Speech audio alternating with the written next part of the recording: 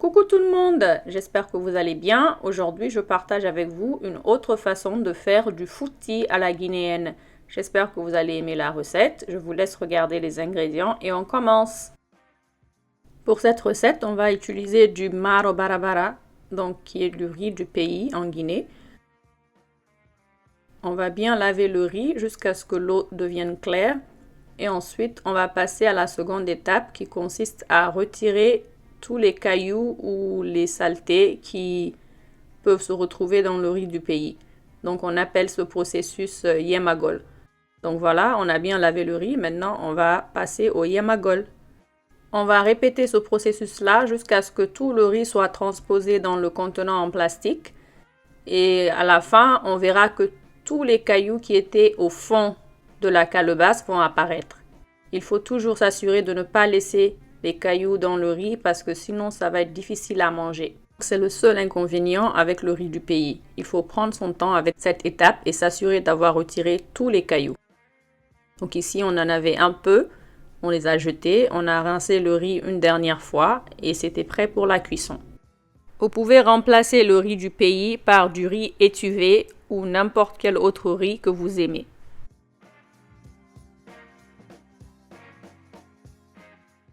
On va poser la marmite au feu, utiliser de l'eau bouillante pour que ça aille plus vite. Ensuite, ajouter le riz qui a déjà été lavé.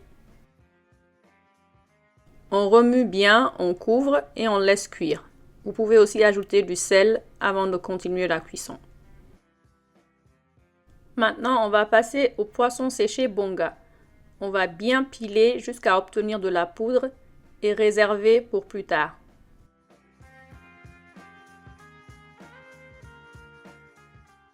Dans cette recette de fouti, on va utiliser du tamarin.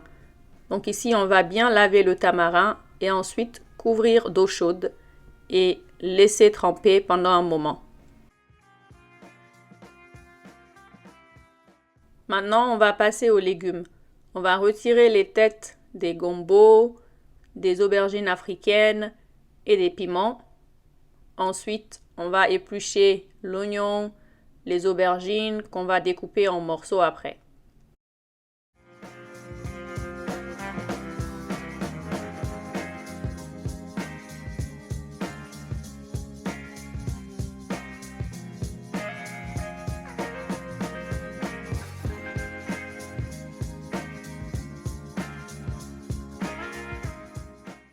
On n'oublie pas de vérifier la cuisson du riz. On va ajouter plus d'eau et continuer la cuisson.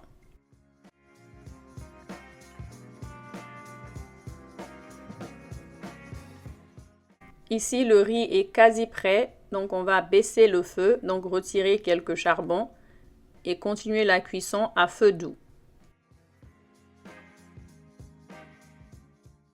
Avant de continuer la cuisson à feu doux, on va mettre la poudre de poisson par-dessus, de la poudre de odi ou du sumbara et 2 cubes d'assaisonnement. Vous pouvez aussi ajouter du gombo râpé par-dessus, mais moi je n'en ai pas ajouté dans cette vidéo. Maintenant, on va bien laver nos légumes, les ajouter dans une marmite, couvrir d'eau et laisser bouillir pendant au moins 30 minutes ou en tout cas jusqu'à ce que tous les légumes soient bien cuits. Pendant que les légumes sont en train de bouillir, on va découper un oignon en lamelles et réserver.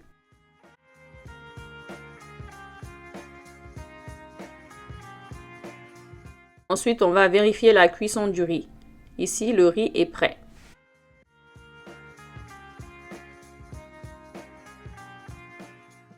On va aussi vérifier la cuisson des légumes. Ici, les légumes sont cuits. On va égoutter et piler dans le mortier.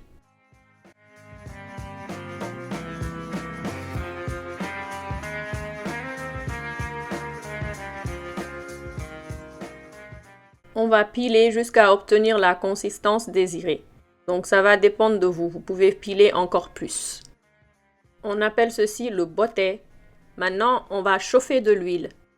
Ajoutez assez d'huile pour qu'il y en ait assez pour la quantité de riz que vous avez. Lorsque l'huile est chaude, on va ajouter les lamelles d'oignon, laisser frire pendant quelques minutes et passer à la prochaine étape.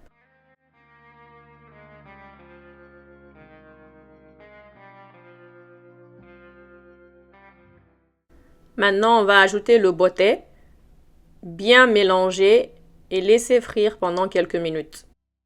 Ne faites pas trop attention au piment dans cette recette. Vous pouvez tout à fait reproduire la recette sans piment. Remuez de temps en temps et ensuite ajoutez le jus de tamarin. On a mélangé le tamarin hors caméra. J'ai oublié de filmer la partie. On va ajouter un peu plus d'eau sur le tamarin mélangé pour obtenir plus de jus. On va rajouter le jus dans le bottet. On mélange bien et on continue la friture. Maintenant, on va faire frire jusqu'à ce que tout le liquide s'évapore et que l'huile apparaisse par-dessus. N'oubliez pas de remuer très souvent pour ne pas que ça brûle. Si votre tamarin est très acide, n'en mettez pas trop pour éviter que le goût du bottet ne soit trop aigre. Vous pouvez aussi reproduire cette recette sans ajouter du jus de tamarin. Le bottet est quasi prêt. Maintenant, on va passer à l'assaisonnement. On va utiliser une partie de la poudre de poisson qu'on avait rajoutée sur le riz et une partie du hoji, donc de la poudre de sombara. Pour cette recette, vous pouvez tout à fait utiliser de la poudre de poisson et de la poudre de sombara qui n'a pas été pré-cuit par-dessus le riz. Et ça fonctionne pareillement. On va ajouter du cube d'assaisonnement et du sel selon le goût. Bien mélanger le tout et laisser frire jusqu'à ce que l'huile apparaisse par-dessus et c'est prêt.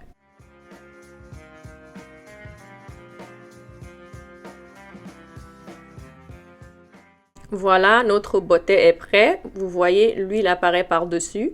Maintenant, on va servir. On va commencer par servir le riz. Il faut servir le riz avec la poudre de poisson, le sombara et le cube d'assaisonnement. On va bien mélanger et ensuite ajouter le bottet par-dessus, verser l'huile et ajouter plus de sombara si vous voulez ou du piment en poudre ou du citron, ça va être selon le goût. Si jamais vous essayez cette recette, n'hésitez pas à me dire en commentaire comment vous avez trouvé. Je vous mettrai dans les commentaires et en barre d'infos les liens des premières recettes de Fouti et de Lafidi que j'ai déjà publiées sur la chaîne. N'hésitez pas à les regarder. Sinon, j'espère que vous avez aimé cette recette.